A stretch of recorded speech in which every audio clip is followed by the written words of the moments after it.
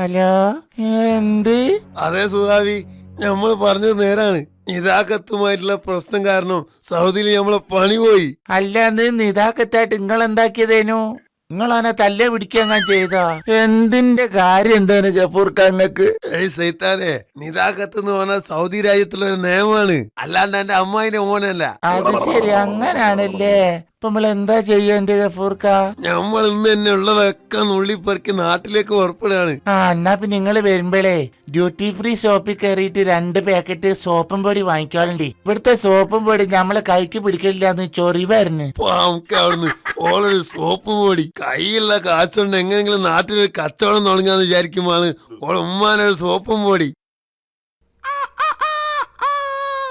സൗദിയിൽ നിന്നും മലയാളികൾ കൂട്ടത്തോടെ നാട്ടിലേക്ക് മടങ്ങുന്നു.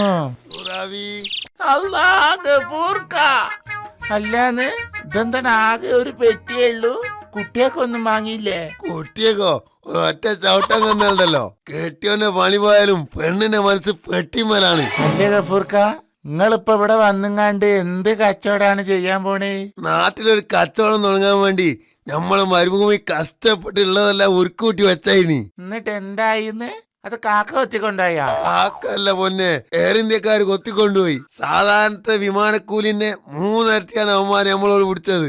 അങ്ങനെ സമ്പാദിച്ചത് മുഴുവനും എയർ ഇന്ത്യക്കാരെ തൊള്ളയെ തിരികിട്ടാണ് നമ്മൾ ഇങ്ങോട്ട് വന്നത്. അല്ലാന്ന് ഇതെന്താണ് വിമാനക്കൂലി ഇങ്ങനെ കൂടാനുള്ള കാരണം? നിങ്ങൾക്ക് ഓരോട് ചോദിച്ചൂടാനോ? ചോദിച്ചപ്പോലും അറിയാണ്, നിങ്ങളൊന്നും ഇനി അടുത്ത കാലത്തൊന്നും സൗദിയിലേക്ക് കാല് കുത്തൂലല്ലോ, അതുകൊണ്ട് കിട്ടുന്നത് മാക്സിമം പോറ്റെന്ന് കരുതി ചാർജ് കൂട്ടിയതാണ്. ഇനിയിപ്പൊ എന്താ ചെയ്യണ്ട ഗഫൂർക്ക? നമ്മളെ കുടുംബം പട്ടിണിയാകുമല്ലോ.